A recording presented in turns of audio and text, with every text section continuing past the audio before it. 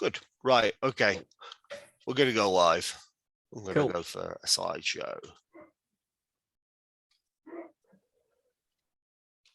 So, first question, can you see the slideshow? It's currently loading.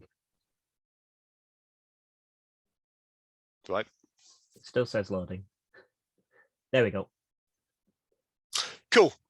Okay. So, today we're going to talk about offline marketing in some ways. Yep. James, because it's just me and you on this call, feel free to jump in, ask any questions. Let's try and relate it directly to your business, and let's see if we can come up with something that can help. Cool. So you know who I am already. I've met you However, once or twice. Sam Dalley, everyone calls me Dalley. I'm the founder and one of the directors here at Grow Traffic. I've been working for, that says almost 20 years in marketing. I think it is pretty much 20 years in marketing now, maybe in a couple of months. I've worked in both in-house and agency roles, and I was the brand manager of 2 tech businesses, including We Buy Any Car and HR Online, or Bright HR. And I've been the head of marketing of 3 tech businesses over that time, and I'm a member of the Chartered Institute of Marketing. So although I don't know that much about what I'm talking about, hopefully I should have some insights into this for you. So first thing to say, marketing is massive. This is just an example. There's always different kinds of marketing. Yeah. Loads of different kinds of marketing that you can think of. I'm not going to go through every single little piece of offline marketing that you could possibly do. I've just picked out a number of different areas to give you a flavor.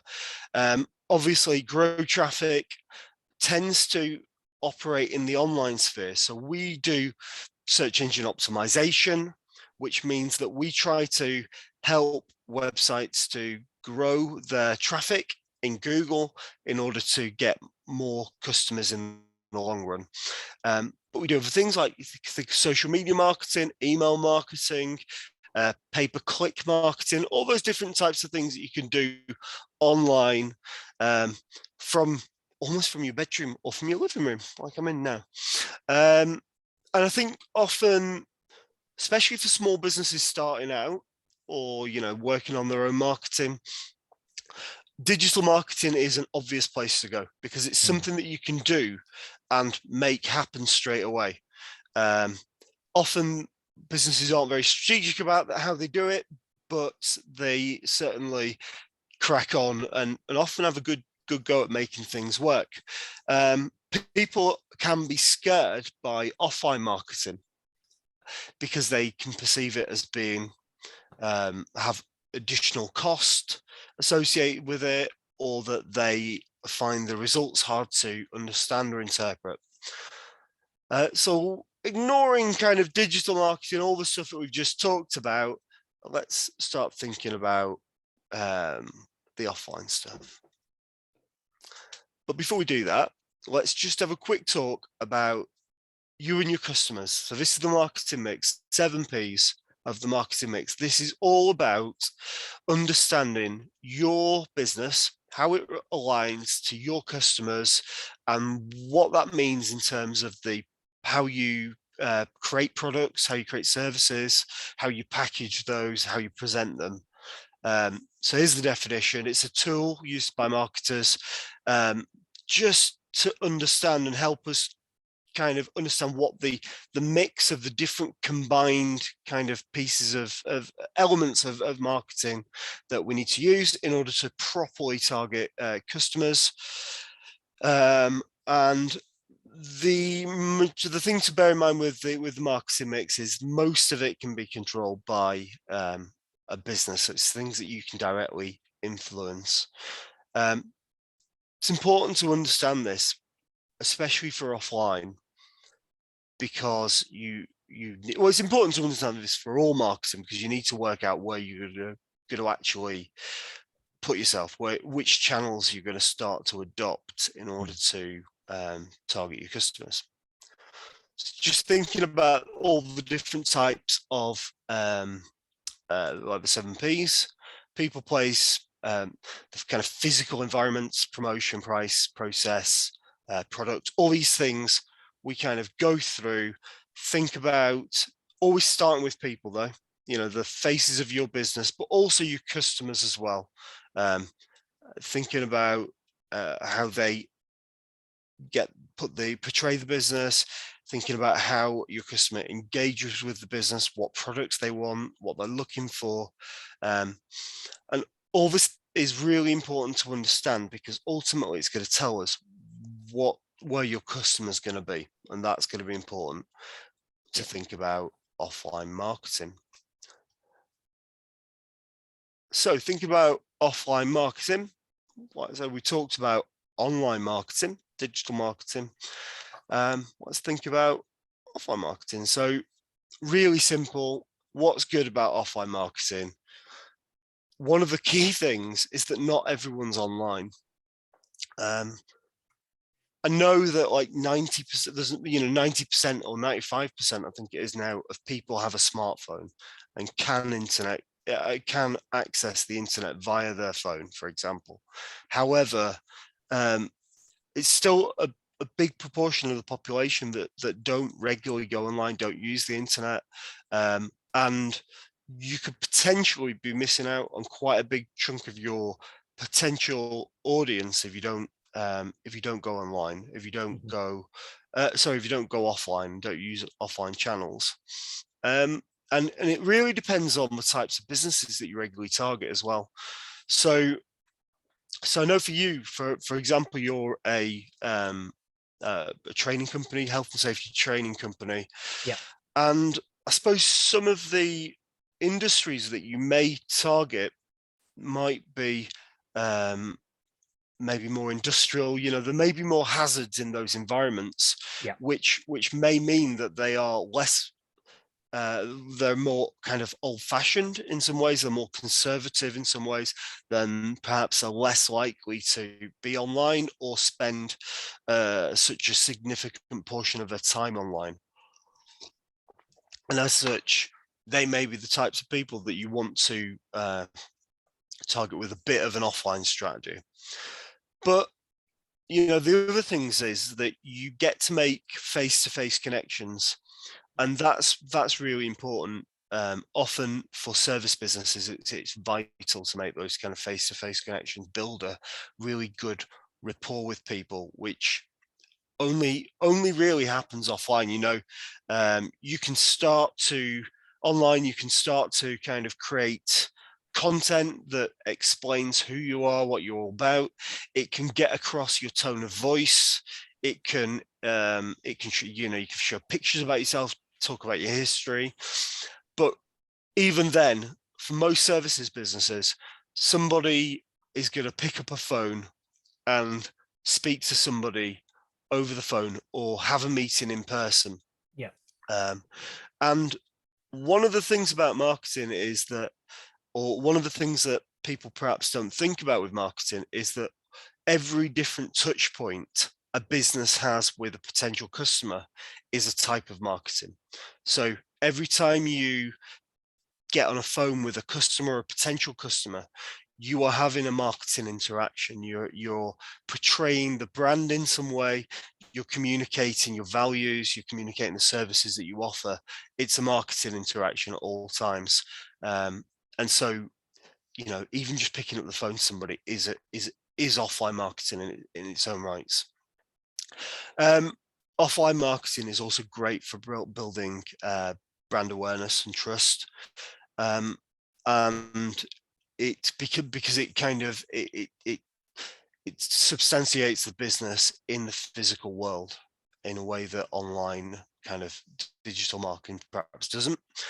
It also means that you can build business relationships, and I think that lots of businesses see this when they go networking, which is again a form of marketing, and they're able to relate to other people that are in that group. Perhaps start doing business with people that they would never have thought about as being their potential customers, or they are then referred on via them. You can also, you also build local relationships. Often when you start to kind of do offline marketing. So because offline marketing is very physical, it tends to be geographically not widespread in the way that the distribution happens by and large. And you generally get the best leads from offline marketing, and they generally come in the form of referrals. I don't know about you, James, but when we get inquiries from the website, we love getting inquiries from the website. You know, that's what we're here to do every day of the week. We help businesses to generate inquiries from the website, from their websites. But when we get them, we know that they convert at a lower rate, and they often are less valuable to us than the referral business.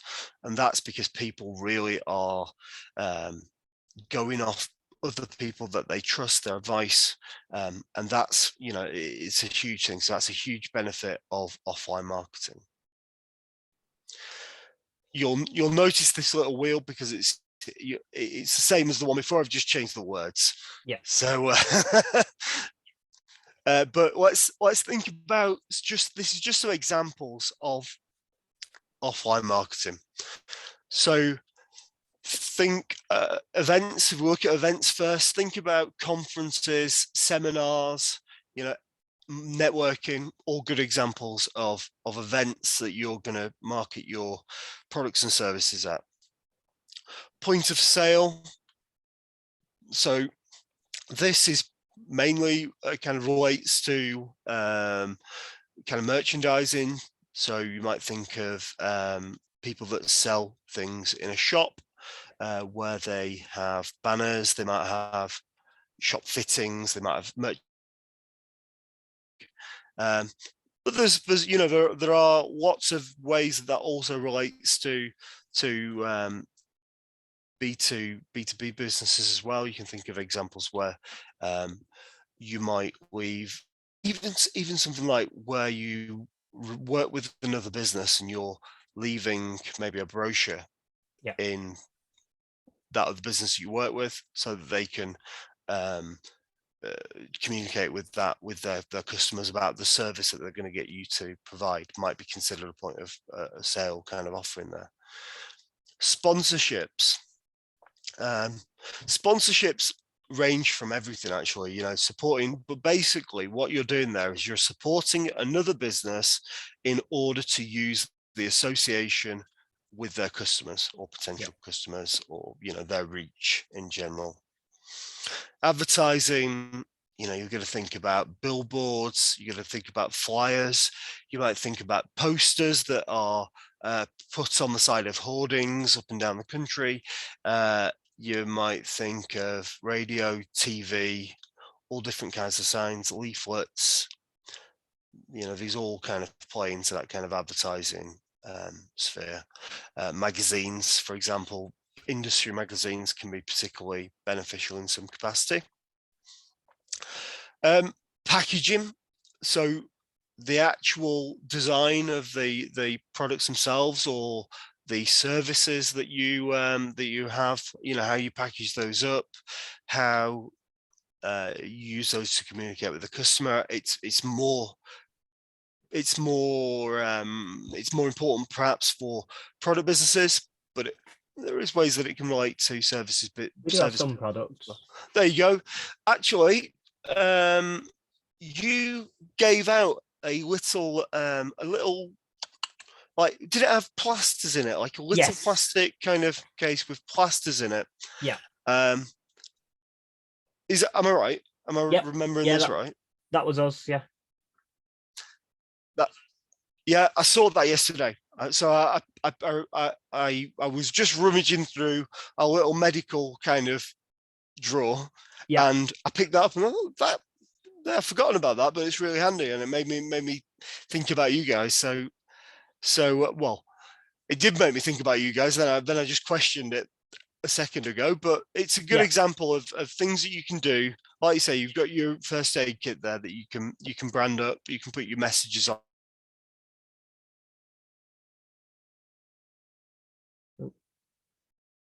Frozen.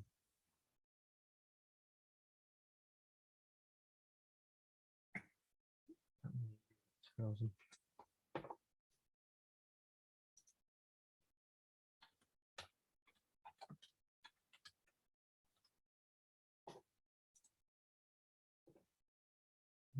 Not me. Potential employees. I've just got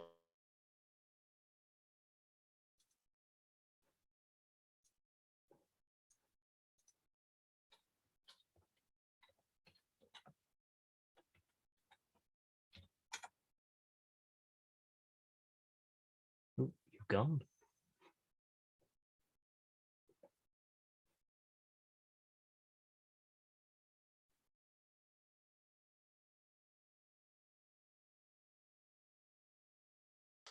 hello again.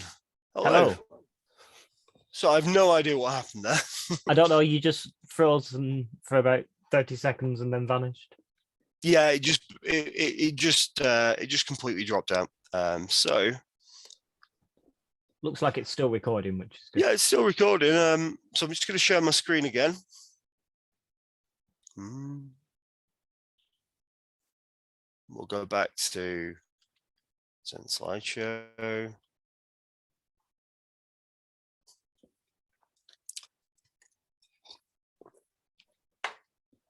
All right, okay, let's get rid of that. So, we've not had a problem with our internet for quite a while now. Yeah. So I don't know what's going on there.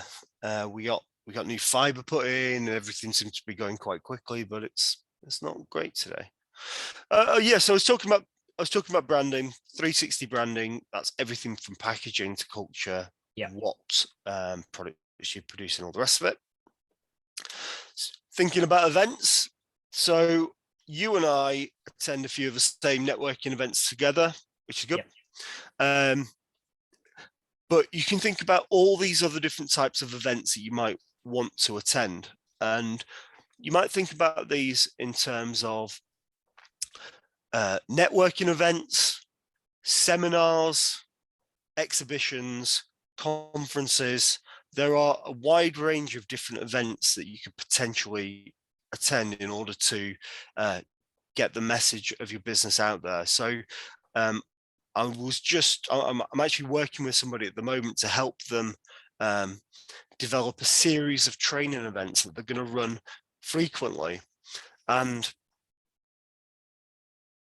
it didn't work for them, and one of the reasons was that they found that they were only getting people that they already knew coming to their events. So it was always the same handful of people.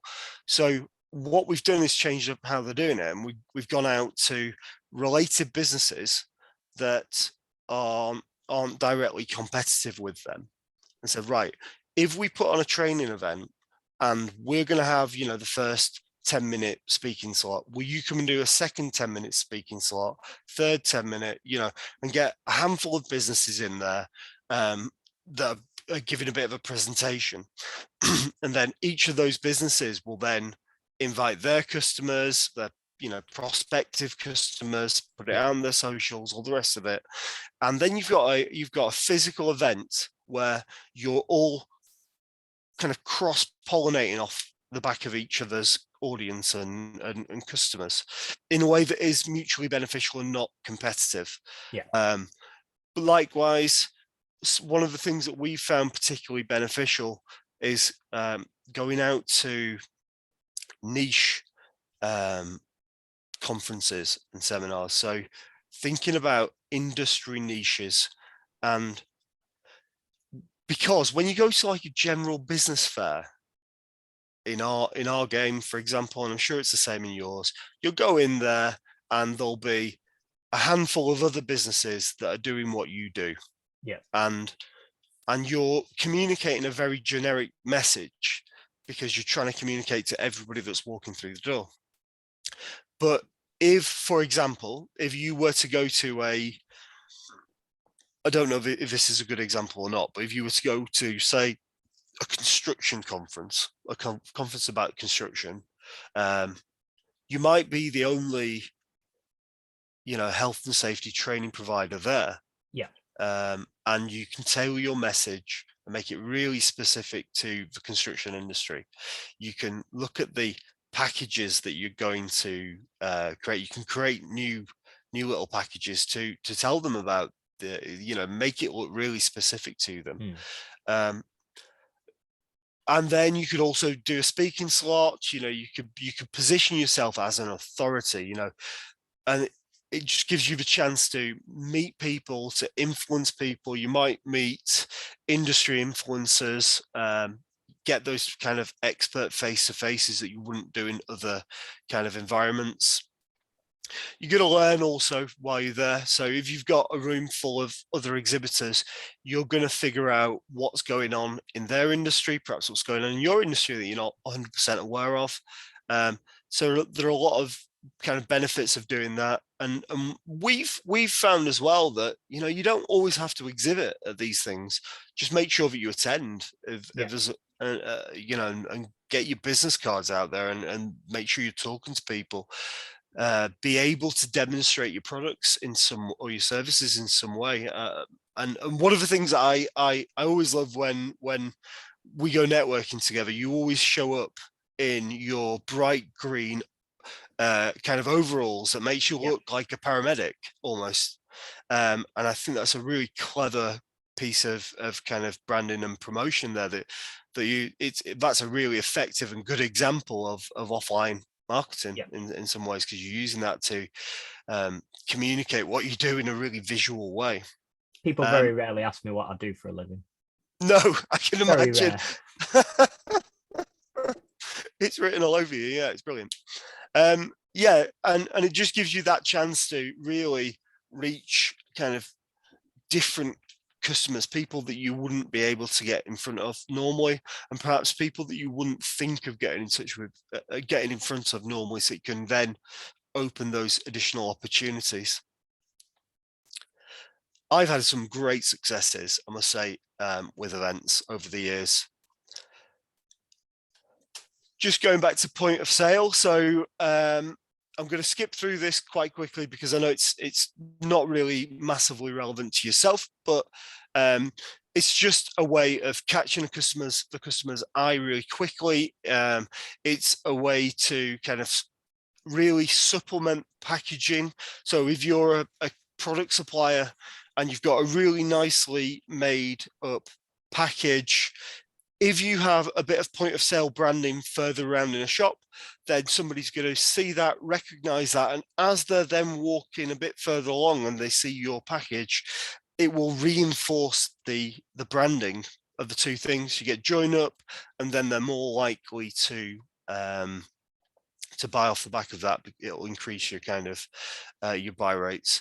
You've got to strategically be able to locate your products in certain situations. So you can think about merchandising stands that they often have at the end of gondolas in shops and things like that. You are helping your retailer. Anything that you can do to help a retailer, they will give you that benefit back, because they are looking for ways to increase sales. It often is more cost effective in the long run, because you don't have stock sitting on shelves. You've got that rapid kind of movement, and also it enables you to target impact buyers. So with things like discounts, with things like 2-for-1 deals and things like that, and also core messages. You can get core messages out there. Sponsorships. So I've got I know I've got a football team here, but let's think about sponsorships more broadly. You can think about sponsorships. Yeah, you can think about Burnley Football Club up the road, who have LED lighted kind of advertising boards throughout the ground and in front. That's one example of sponsorship. I think they charge a minimum of £5,000 a year to get started with their sponsorship packages. But you can also think about things like sponsoring an event, for example. Lots of publications out there put on frequent events, and they tend to be much more niche. So you might be able to sponsor them. You might be able to sponsor them for a few £100. There is things like local community events. Can you, is there going to be a charity raffle, for example, and could you sponsor some prizes, or could you sponsor the event in general? Because you know that probably the right kind of, or possibly the right kind of people are going to be in the audience, or a percentage of them will be the right kind of target audience for you, or target market. With sponsorships, you also get to build kind of business relationships, and that's because you often find that it's B2B, or there's other sponsors in the room that are also sponsoring that event, so you get to mingle with other sponsors and talk to them, but also the people that you're sponsoring. If you sponsor a business once, they tend to want to help you out. They tend to want to do you more favors, because potentially in the future you'll come back and sponsor them again. Helps you build brand awareness, and this is really clear, because you're going to get to use the people or the business that you're sponsoring. You're going to get to benefit from their reach, from their audience. You get brand association as well, which is when a business has a lot of kind of brand equity. The business that's being sponsored, so say like a football team, they have a lot of goodwill towards them, and a lot of equity in their brand, and because you are associated with it, the people that hold that brand in higher regards, then their perception of your brand becomes lifted as well, which in turn means you get a better kind of conversion rate for when people actually want to buy from you. And ultimately, hopefully, you're going to generate leads from this. That's one of the big things. And often, if you do look at a sponsorship package with a provider, if you kind of have a conversation with them at the beginning and say, look, I need this to work for me. Part of my KPIs for this, not just brand awareness, this is going to be about generating leads. And they will then, if you have that conversation with the commercial director of a business that has sponsorship opportunities, they will often, put you in touch with the right people, because they want to be able to demonstrate that it has generated leads for you.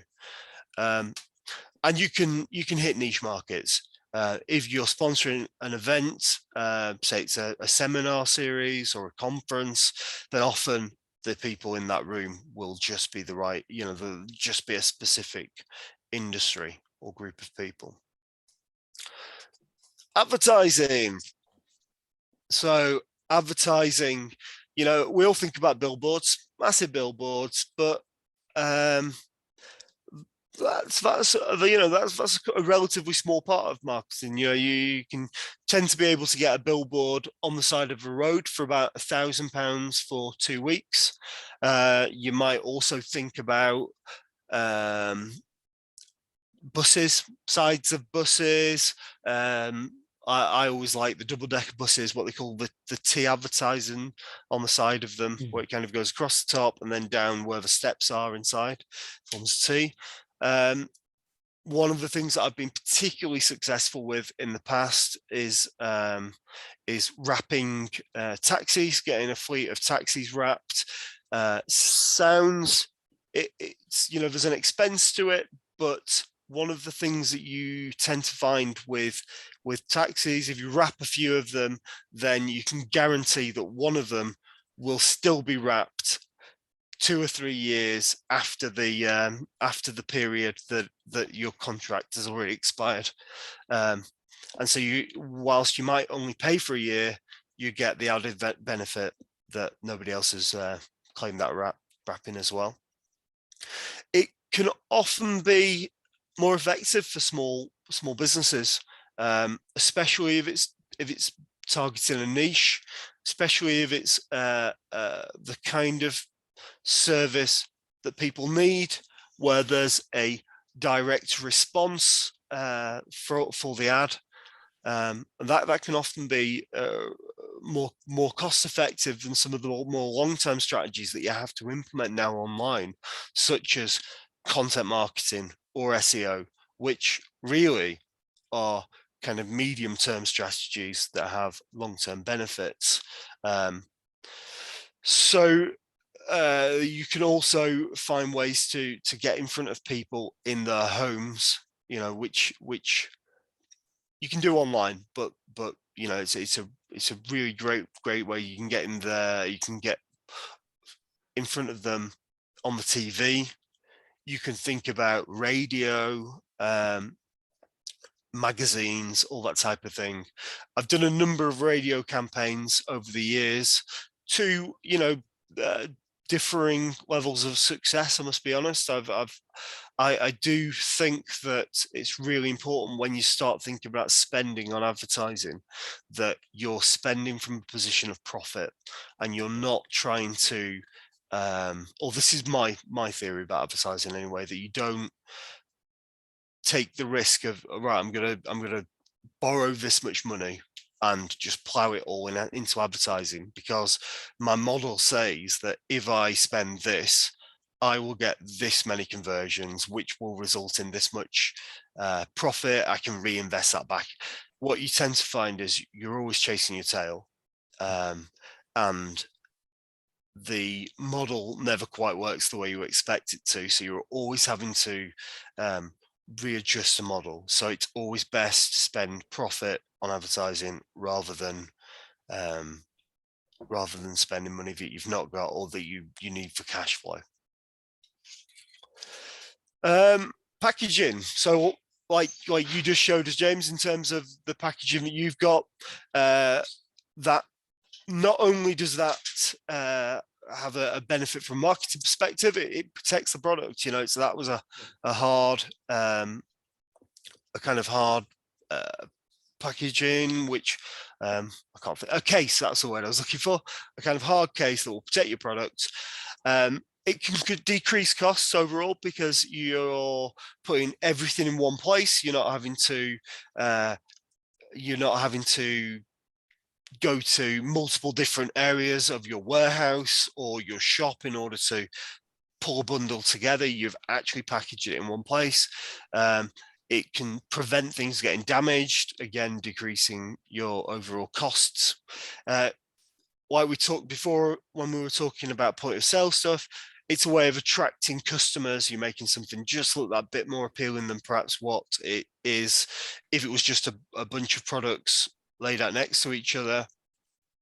You can provide core information on there, so you can provide information like sales messaging, not just about the product that they're buying, not just about you as a business, not just about your brand, which we'll come on to in brand, reinforcing the brand and brand awareness, but also about other products that you've got. Can use it to cross sell to other products and make it work harder for you. Ultimately, it's all about increasing sales. It's about improving the number of sales that you can get from that product. PR. Yeah, I mean, I've been involved in PR for many years now, and I think it's a really important part for lots of businesses' strategies, especially those businesses that want to position themselves as industry experts.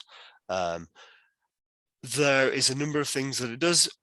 It lets you become an authority. It helps you increase awareness. I'm conscious that I've spoken about awareness quite a few times, and there's a number of different types of awareness that a brand might want to achieve. For example, you might want to achieve top of mind awareness, where if somebody says health and safety, you're the first, the first business that comes up. Yeah. Or if you mention the brand, somebody says, "Oh yeah, I remember them guys. I remember, they do this, this, and this." Or if you want to just dominate the industry, and you want to, you put so much branding out that you're able to really create a kind of dominant position for yourself. And there's ways to measure this, and it is important when thinking about offline marketing that you measure things. You always need to have an idea of return on investment, but things like awareness are important measurements as well. They should be kind of KPIs that need to be looking at, not just the actual sales that come off the back of them straight away. You get to reach a wide range of audiences with PR. It should generate leads. If it's done correctly, it should generate leads, or it should improve the conversion rates that you're experiencing already. So it's always worth creating a model and saying, right, I am getting these many inquiries at the moment. I think if I do this much PR, this will increase my number of leads by X, or it will increase my overall conversion rate by X. And then say to yourself, well, one is my upper limit, one is my lower limit. Let's test the two models together and see which one works best, or see if we can validate or disprove that hypothesis. And then it gives you the opportunity to influence industry debate. And I've been really successful with this over the years. I have had PR campaigns where I've produced like a white paper, done a bit of research, maybe gone out to 1,000 or 3,000 or 10,000 customers, potential customers, industry kind of people, asked them a series of questions, and then off the back of that, created a bit of a research paper, a bit of content that has a really specific angle to it. And this has become, this is like the fulcrum, the central piece to a PR campaign. And off the back of that, you're able to generate press releases every week where you're putting out something, you're influencing the debate, and then you get other people in the industry starting to talk about what you're talking about. They start to talk about the research that you've done as being a legitimate piece of almost academic research, and that something that should be taken notice of. Means that you get loads of clicks back to your website, you get increased brand awareness. Sometimes even your competitors, by doing that, are helping you grow your brand awareness. And ultimately, if you do this well, you can also influence policy making. So a few years ago, about 4 or 5 years ago now, I produced a market research paper in the private rental sector, and we did loads of PR around it. And it eventually led to the managing director of that business going before the House of Commons, one of the House of Commons committees, and commenting on a green paper that they were working up. So, you know, actually creating content that not only influences industry debate, that influences the legislative program. And one of the benefits of that is, if you think about the SWOT analysis that you potentially, you know, most people do in businesses, some of those external threats that you have often come from legislation that governments are putting through. And so by doing this type of thing, you can start to head some of that off at the pass and really influence those decisions before they get onto the legislative agenda in such a way that you can't, that they're imposed upon you. So that's PR. Branding in general.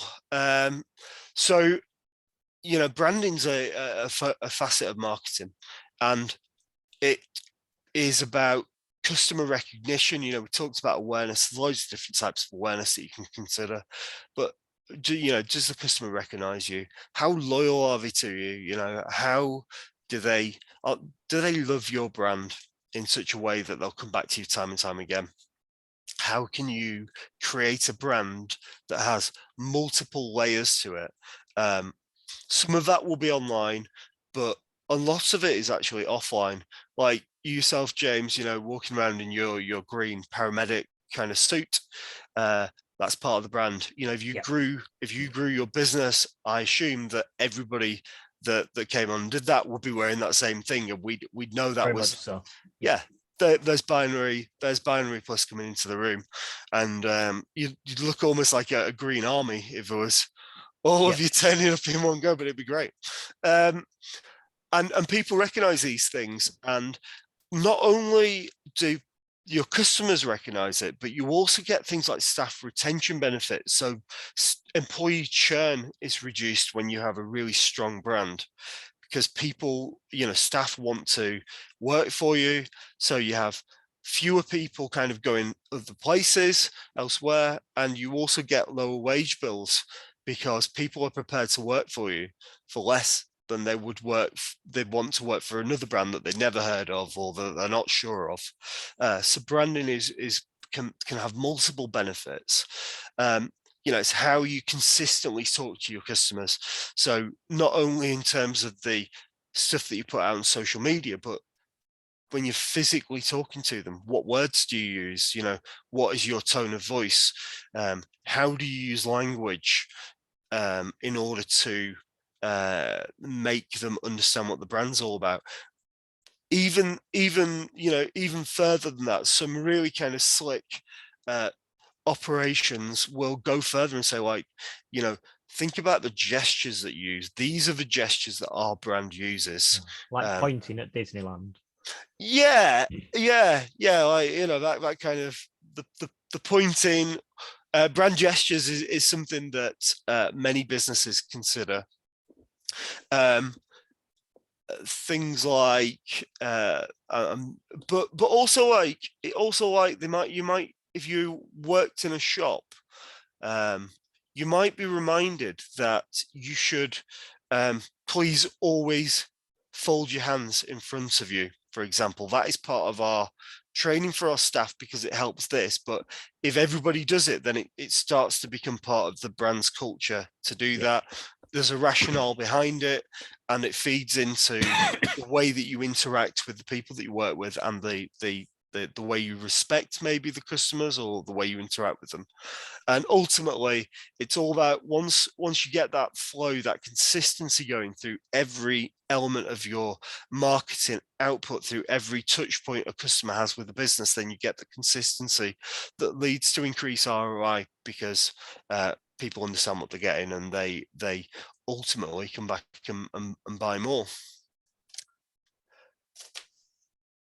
And finally, really, it's just about constantly reviewing things. You're going to focus on understanding your customers first and foremost, because that informs every decision that you're going to make. And then you've got to check that you've got the right channels. It's no good having a radio campaign.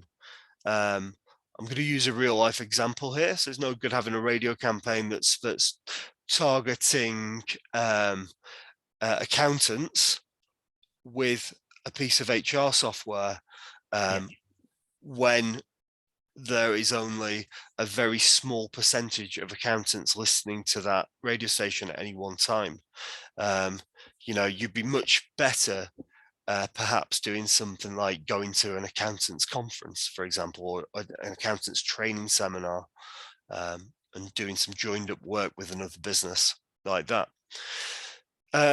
So also, don't just concentrate on return on investment. It's important. It's an important metric in marketing, but I think since the advent of the digital age, we've become much more focused on direct return on investment through marketing. And when I first started out in marketing, we had our percentages, we understood the way that things would work, but there was always an element of, we just have to put this out there, and we just have to keep putting marketing out there, because it's something that can't be properly measured. It's very difficult to have a real understanding of how many people are aware of your brand, what impact that has on their buying decisions. There are surveys that you can do, you can reach out, you can do focus groups to try and understand these things. But ultimately, if you understand your customers, if you've got a good understanding of them, and you're consistently putting marketing out in the right places that targets them with a message, and you're tweaking and reviewing it all the time, ultimately you're going to start to impact and change their buying behavior, which is what marketing aims to do. Measure brand awareness if you can, and we've kind of talked about this, but there's all kinds of different ways to measure brand awareness. Ultimately, a really easy one is just to go to your existing customers and drop them a quick free survey somewhere, like a Survey Monkey or something like that, saying things like, what does my brand stand for? What when you think about my brand, what do you think of? And just validate that the things that you think about your business are what your customers think, and that will then give you a sense of brand awareness. Think, what does my business do? And that will give you an indication if your brand's working, if the marketing that you're putting out there is working. And those types of questions are especially important when you're doing offline marketing, and that might be brand advertising, where you're not even putting a buying message onto an ad.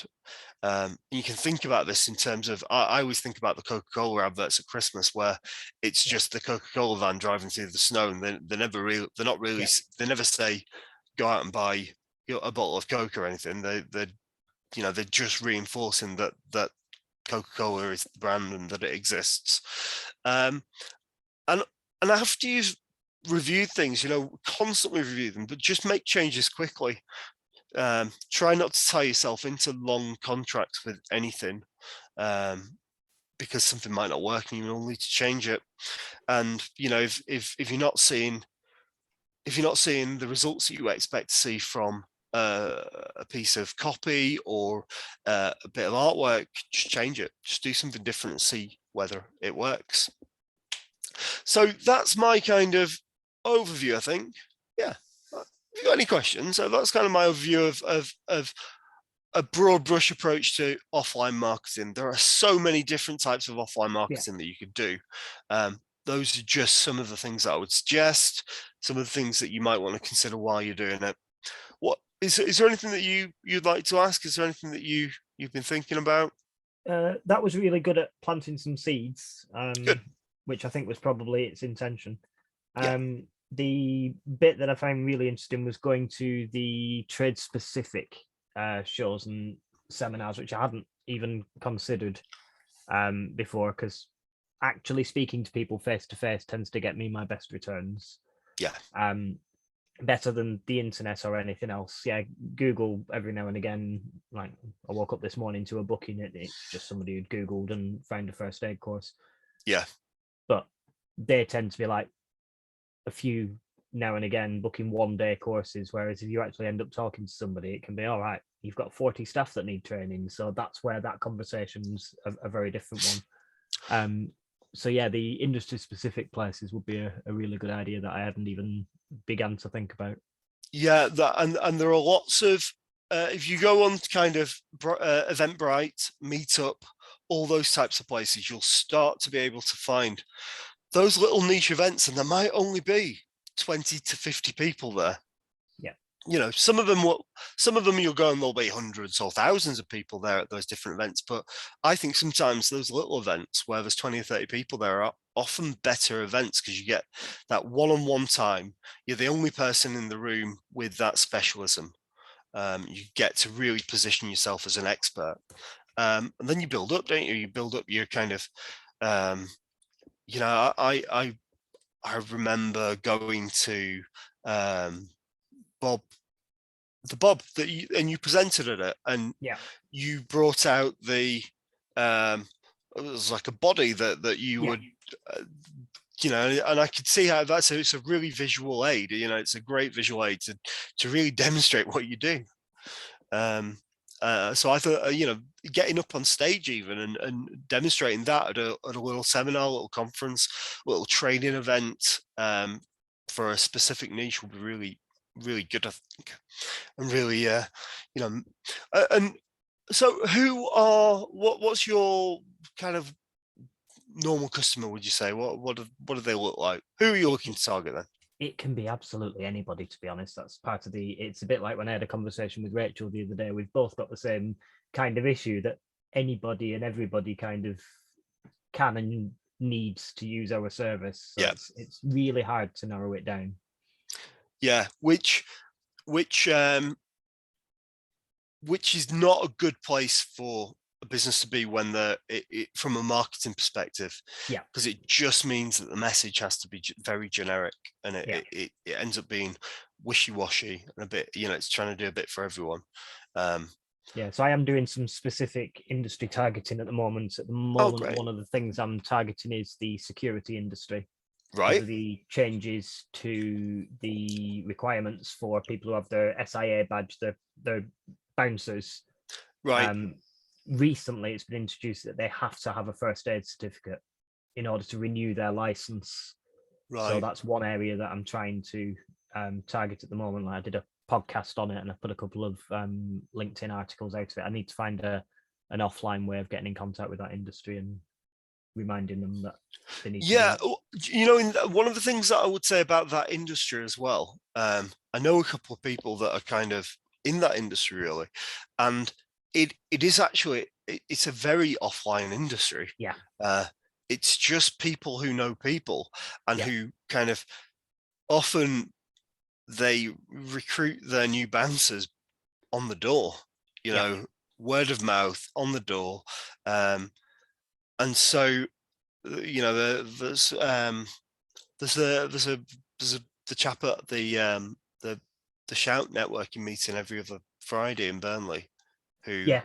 is the Yeah. No, key I've holder I've for. spoken to him about it and told him what levels of training and things are Yeah, required for his licenses and stuff. So we started that conversation. that's brilliant. But he will then, I'd assume, know a lot of other people that Yeah. he can refer you on to. I can't imagine that there'll be a I don't know, a bounce. Oh, there might be like a Bouncers Today magazine or something. Who I don't knows? know. But then I suppose the other way of going about it might be to approach pub chains and Yeah. say, send even just like a physical letter out to pub chains saying, did you know, blah blah blah, your bouncers, who is probably a private company that come to you once or twice a week. They need to be have this qualification in order to have a license. Yeah. You need to make sure that they're proving to you that they do. I'll just tell you one other thing. So I love this example of kind of offline marketing that worked really well for this guy. So he wanted to target IT directors. Yeah. And what he did was he went on eBay and he bought old computers, like Ataris and Commodores and stuff, with a box full of games. And he walked into the reception of these big kind of multinational companies, or national companies, whatever, and he said, can I speak to this person? I've got this package for them.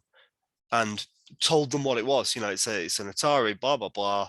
And the message went up, and he said, 9 out of 10 times the person came down. Yeah. Because he was like giving them an old computer, Yeah. and they're all Something kind cool. of something like nerdy and something that they might be interested in, a bit kind of grillish, and it just had that it just gave them that opportunity to start a conversation in a different way. Yeah. So yeah, that's there's lots of different kinds of tactics that you might want to use from a marketing perspective. And I mean, the other thing is whether it's kind of partnership marketing as well. Can you team up with another business that's related to you, and can you package up their services with yours? Can they package up their services with yours as well? And can you sell them kind of separately or refer amongst each other? Yeah. And work out. I'm trying to think of the types of organizations that. Do you know what? A long time ago, when I worked for, it was it's a £1 billion business. They have a number of divisions, all different branding. You wouldn't necessarily know that they're all the same business, really. But they had HR, a big HR kind of company, software company, I think they did health and safety as well, actually, EAP, all these types of elements. And they ran training courses I think it was every week or something at different venues. So they just hired out like a small room in the back of a hotel. Yeah. And they took like 5 people to that meeting, and they all pitched it as if they were from different businesses, because they were from separate divisions, all giving a bit of additional advice, and it worked. That worked really well for them. So there are lots of options. There are lots of different options. It's just making sure that you choose the right one, find the right one, and find out where your customers are, which give them what they want. Which is all marketing, really. It's all the same thing. It's a bit like wading through custard sometimes when you don't really know what you're doing with marketing. The thing about marketing, it can be like wading through custard even when you've got a vague idea what you're doing with marketing, because it's all about producing a hypothesis, testing it, proving or disproving, and then improving. And often it doesn't work the way you think it would. And so you then go back to the drawing board and have to come up with something different, or you have to keep doing that thing because it works a bit, and then find something else that you need to do because it just, it won't give you the reach or the audience size that you need. Yeah. Without bankrupting you. Yeah, I'd rather not spend money I haven't got. Yeah, exactly. Don't do that. No. Cool. Okay, well, you know where I am. If you do want to get in touch, and if you've got any more questions. But if not, for now, good to speak to you, and I'll see you again very soon. Yep, I'll see you soon. Thanks Thanks very much, Dalley. Cheers. No worries. See you later. Bye.